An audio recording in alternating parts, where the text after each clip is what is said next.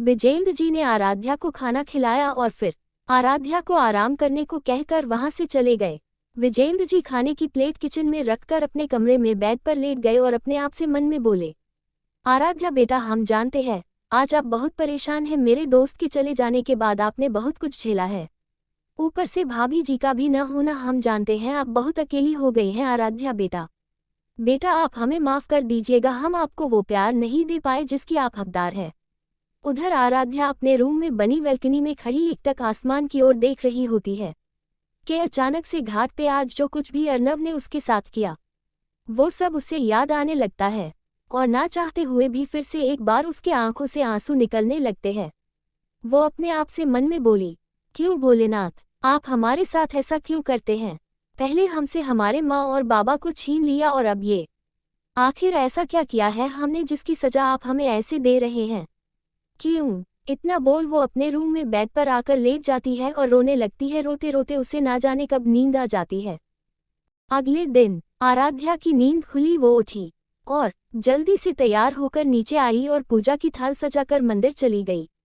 थोड़ी देर बाद आराध्या मंदिर से घर आकर अपने घर के आंगन में लगी तुलसी की आरती कर रही होती है कि तभी वहां विजेंद्र जी आ जाते हैं।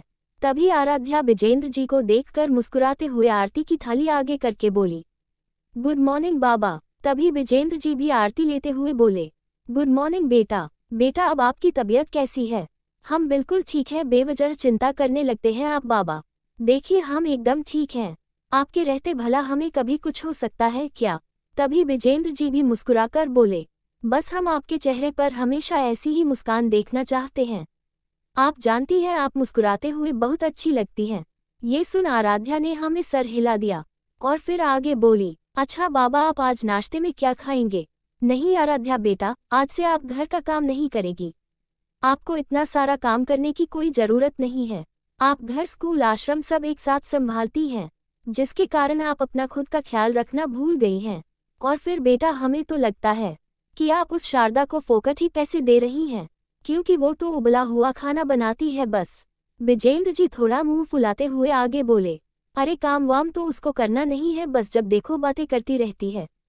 विजेंद्र जी की बात सुन आराध्या की हंसी कंट्रोल नहीं हुई। वो हंसते हुए बोली, बस बाबा आप बेवजह में ही काकी की बुराई करे जा रहे हो, इसमें उनकी क्या गलती है? आपको हेल्दी खाना देने के लिए हमने ही कहा था काकी से, वो तो बस अपना काम कर रही हैं।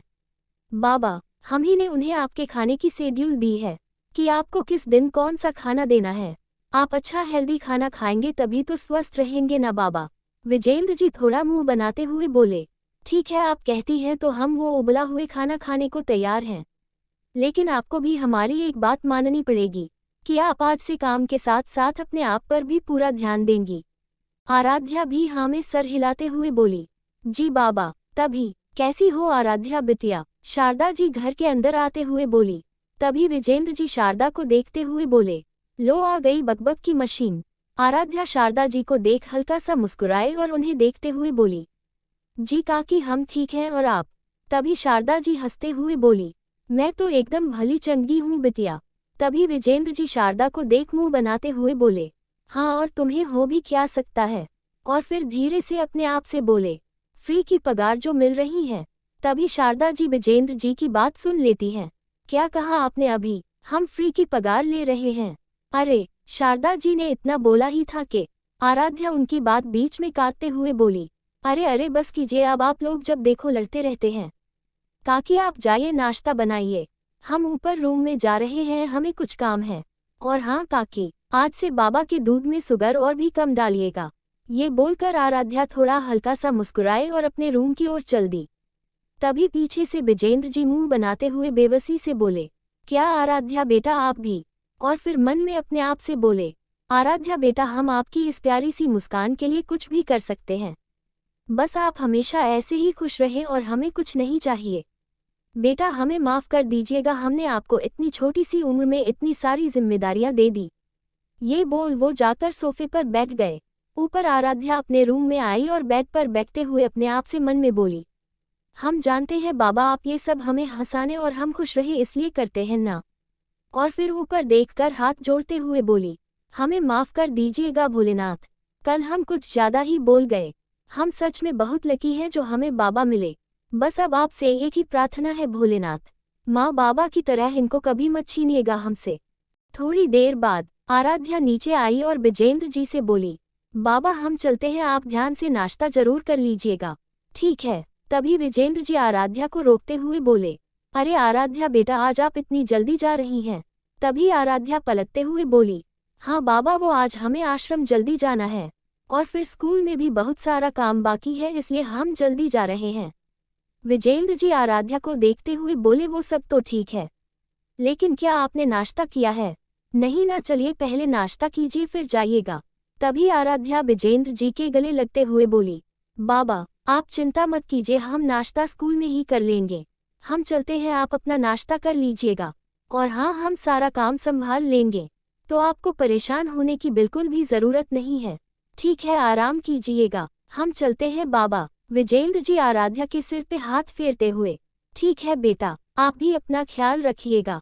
उधर होटल रूम में अर्नव बैठा लैपटॉप पर अपना कुछ ज़रूरी काम कर रहा था, पर न चाहते हुए भी उसे बार बार आराध्या का वो रोता हुआ चेहरा याद आए जा रहा था। अर्नव अपने ही ख्यालों में खोए हुए लैपटॉप पर लगा हुआ था कि तभी किसी ने रूम का डोर नॉक किया। अचानक अर्नव अपने ख्यालों से बाहर आया और सामने देखते हुए बोला, कम इन। तभी मैनेजर अभिषेक अंदर आते हुए बोला, गुड मॉर्निंग सर। अर्नव ने एक नज़र अभिषेक पर डाली और फिर से लैपटॉप पे देखते हुए अपने काम में लग गया। अभिषेक अर्नव को देखते हुए आगे बोला, कॉन्ग्रेचुलेशन सर, वो इस साल भी बेस्ट बिजनेसमैन का अवार्ड आपको मिला है और इसके साथ साथ आपके डैड ने इस साल किस किस एनजीओ और आश्रम को फंड दिया जाएगा उसकी लिस्ट भी जारी कर दी है। तो सर वहाँ के सभी ऑनर्स को भी इनवाइट किया गया है, इसलिए सर हमें बेंगलोर के लिए जल्द से जल्द निकलना होगा। तभी अचानक अर्नव कुछ सोचते हुए बोला, अच्छा ऐसा है तो इस लिस्ट में मिस आराध्या शर्मा के आश्रम का नाम भी ऐड कर दो और उन्हें बेंगलोर आने के लिए इनवाइट कर दो। ये बोल वो थोड़ा मुस्कुराया और फिर लैपटॉप बंद करते हुए आगे बोला, ठीक है, हम यहाँ से बेंगलोर के लिए 1 बजे निकलेंगे। अर्नव की बात सुन अभिषेक थोड़े डरते हुए बोला, ठीक है सर, पर वो जमीन। तभी अर्नव एटीट्यूड के साथ बोला, जाहिर सी बात है, जो चीज़ हमें आसानी से नहीं मिलती हम उसे छीन लेते हैं। इतना बोल वो रूम से बाहर निकल गया और अपने आप से मन में बोला, मिस आराध्या, जरा हम भी तो देखें कि आप उस जमीन के लिए क्या क्या खोने को तैयार हैं। उधर आराध्या कैब लेकर आश्रम पहुंच जाती है और सीधे अपने ऑफिस रूम में आ जाती है। तभी चपरासी अंदर आते हुए बोला, गुड मॉर्निंग बिटिया, आज आप इतनी जल्दी? तभी आराध्या चपरासी को देखते हुए बोली, गुड मॉर्निंग काका। हाँ काका, स्कूल का बहुत सारा काम बाकी है, इसलिए हमें जल्दी आना पड़ा और फिर हमें आश्रम में भी थोड़ा काम है। चपरासी हाँ में सिर हिलाते हुए बोला, अच्छा बिटिया, आपको कुछ बताना था। वो आज सुबह ही कोई ये इनविटेशन कार्ड देकर गया है, वो इस साल हमारे आश्रम का नाम भी फंड लिस्ट में आया है। आराध्या वो इनविटेशन कार्ड लेते हुए बोली, अच्छा ठीक है, हम देखते हैं, धन्यवाद काका। तभी आराध्या विजेंद्र जी को कॉल लगाती है। तभी दूसरी तरफ से विजेंद्र जी कॉल उठाते हुए बोले, हेलो। हाँ बेटा बोलिए। तभी आराध्या इनविटेशन कार्ड को देखते हुए बोली, बाबा वो हमने आपको ये बताने के लिए फ़ोन किया था कि इस साल हमारे आश्रम का नाम भी फंड लिस्ट में आया है और इसलिए उन्होंने यहाँ के ऑनर को बेंगलोर आने के लिए इनवाइट किया है। तभी विजेंद्र जी आराध्या की बात सुनते हुए खुश होकर बोले, हाँ तो बेटा, इसके लिए इतना सोचने की क्या ज़रूरत है, आप तो जानती हैं ना कि हम कहीं जाने के हालत में नहीं हैं और जाना भी ज़रूरी है, आश्रम के फंड का सवाल है, तो बेटा इसलिए आपको ही हमारी तरफ से बेंगलोर जाना होगा।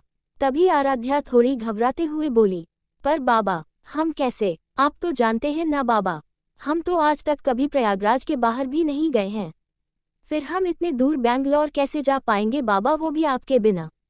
नहीं, आराध्या थोड़े चिंता के भाव से बोली। तभी विजेंद्र जी प्यार से आराध्या को समझाते हुए बोले, नहीं बेटा, ऐसे नर्वस नहीं होते हैं, आप तो मेरी बहादुर बेटी हैं ना और हमें आप पर पूरा भरोसा है। देखिए बेटा, अगर आप बाहर आएंगी जाएंगी नहीं और लोगों से मिलेंगी जुलेंगी नहीं तो इस दुनियादारी को कैसे समझेंगी बेटा? आप तो हमारी बहादुर बच्ची हैं ना, तो आपको घबराने की बिल्कुल भी ज़रूरत नहीं है, आप ज़रूर जाएंगी आश्रम की तरफ से बेंगलोर। इतना बोल विजेंद्र जी ने कॉल कट कर दिया। विजेंद्र जी के कॉल काटते ही आराध्या अपने आप से बोली, पता नहीं पर हमारा मन बहुत घबरा रहा है। हे भोलेनाथ, संभाल लेना। इतना बोल वो अपने काम में लग गई। थोड़ी देर बाद आराध्या ने लगभग अपने ऑफिस का सारा काम खत्म कर लिया था। उसने जल्दी से अपना बैग लिया और कैब लेकर ऑफिस से घर के लिए निकल गई। थोड़ी देर बाद आराध्या जैसे ही घर के अंदर आई, उसे सोफे पर विजेंद्र जी बैठे दिखे। तभी विजेंद्र जी आराध्या को देख मुस्कुरा कर बोले, आ गई आप बेटा, चलिए खाना खा लीजिए। हमें पता है आज आपने सुबह का नाश्ता भी नहीं किया है ना। चलिए चुपचाप पहले खाना खाए। सच में पता नहीं आप अपना ख्याल रखना कब सीखेगी। तभी आराध्या थोड़ी नाराजगी से विजेंद्र जी के सोफे के बगल में नीचे बैठकर उनकी गोद में अपना सिर रखते हुए बोली, नहीं बाबा, हमारा मन नहीं है। बाबा हम सिर्फ आपके कहने पर जा रहे हैं वहाँ, पर आप हमसे प्रॉमिस कीजिए कि जब तक हम बेंगलोर से वापस नहीं आ जाते तब तक आप अपना पूरा ख्याल रखेंगे, अपनी सारी दवाइयाँ भी टाइम पे लेंगे और ज़्यादा काम भी नहीं करेंगे। तभी विजेंद्र जी आराध्या के सर पे हाथ फेरते हुए बोले, हाँ बेटा, हम अपना पूरा ख्याल रखेंगे, आप हमारी बिल्कुल चिंता मत कीजिए। और रही बात आपकी, तो आपको बिल्कुल भी घबराने की ज़रूरत नहीं है। एयरपोर्ट पर उनकी खुद की गाड़ी लेने आएगी आपको होटल ले जाने के लिए, और आपके रहने की सारी व्यवस्था भी वहाँ पहले से होगी। अब आप ज़्यादा मत सोचिए और चलिए पहले खाना खा लीजिए। और इतना बोल विजेंद्र जी शारदा को आवाज़ लगाते हुए बोले, शारदा खाना लगा दो जल्दी से टेबल पर।